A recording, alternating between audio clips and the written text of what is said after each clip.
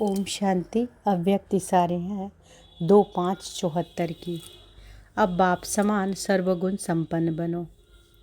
अब बाप समान सर्वगुण संपन्न बनो।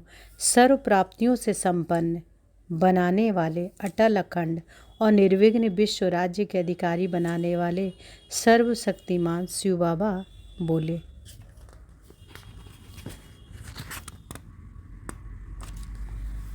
अपने आप को मास्टर ज्ञान सागर समझते हो। जैसे ज्ञान सागर सर्व शक्तियों से संपन्न है, ऐसे अपने को भी सर्व प्राप्तियों से क्या संपन्न अनुभव करते हो।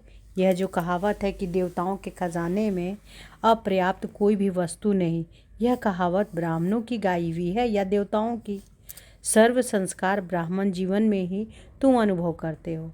बाबा क्या बोल रहे हैं? सर्व संस्कार ब्राह्मण जीवन में ही तुम अनुभव करते हो, क्योंकि अभी तुम सर्व संस्कार अपने में भर रहे हो।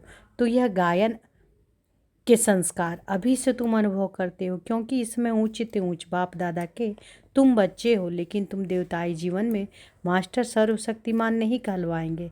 जबकि अभी सागर की संतान हो तो सागर संपन्न अभी होंगे या भविष्य में होंगे। ज्ञान सागर के बच्चों को सब में संपन्न अभी बनाते हैं, तभी लास्ट स्टेज का गायन किया जाता है। सर्वगुण संपन्न, 16 कला संपूर्ण, संपूर्ण निर्विकारी और संपूर्ण अहिंसक। महिमा में भी सबके साथ संपन्न व संपूर्ण शब्द है।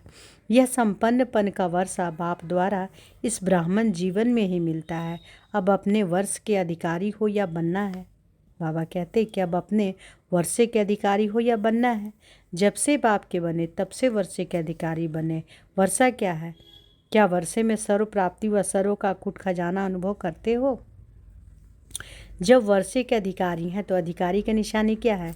अधिकारी बाप समान सदा कल्याणकारी, रहम दिल, महादानी, गुणदानी, बाप का हर संकल्प, हर बोल, हर कर्म द्वारा साक्षात्कार कराने वाला साक्षात बाप समान होगा। ऐसे अधिकारी का गायन है कि उसके जीवन में अपर्याप्त कोई वस्तु नहीं। जो सर्व में संपन्न होता है, उसकी आँख व बुद्धि कोई किसी तरफ नहीं डूबती। वह सदा रूहानी नज़र में रहते हैं। अनेक व्यर्थ संकल्पों, अनेक तरफ बुद्धि व दृष्टि जाने से परे, सर्व फिक्रों से फारिग और अपने बाप द्वारा मिले हुए खजानों में सदा रमन करता रहता है।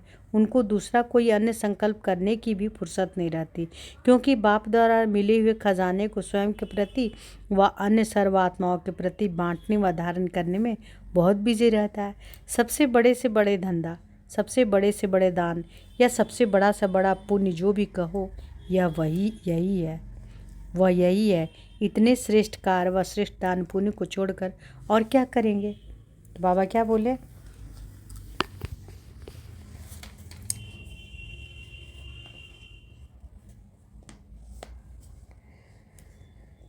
कि कैसी होती हैं ये आत्माएं? बाबा क्या बोले कि जब वर्षे के अधिकारी हैं तो अधिकारी की निशानी क्या है? अधिकारी बाप समान सदा कल्याणकारी, रहम दिल। एक बार फिर से सुने एक पैराग्राफ।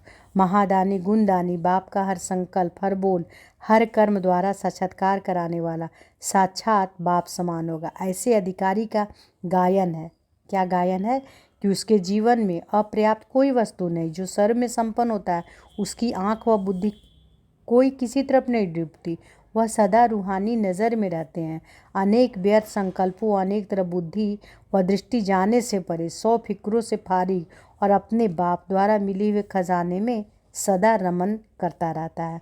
उनको दूसरा कोई अन्य संकल्प करने की भी फुर्सत नहीं रहती, क्योंकि बाप द्वारा मिले हुए खजाने को स्वयं के प्रति व सर्व आत्माओं के प्रति बांटने व धारण करने में वह बहुत बिजी रहता है।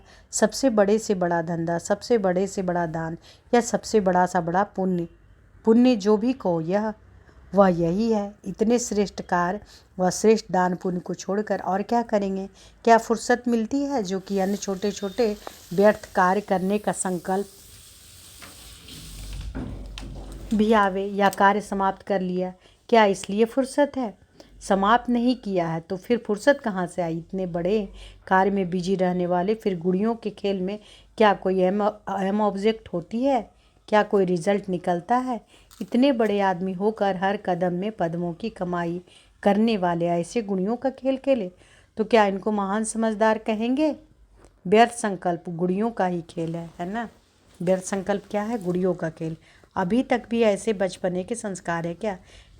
जिसका अपनी आवश्यक और समीप के चेतन शक्तियों, संकल्पों और बुद्धि अथवा मन और बुद्धि पर कंट्रोल नहीं, अधिकार नहीं या विजय नहीं हो, तो क्या विश्व के स्वराज्य अधिकारी या विजय रत्न बन सकता है?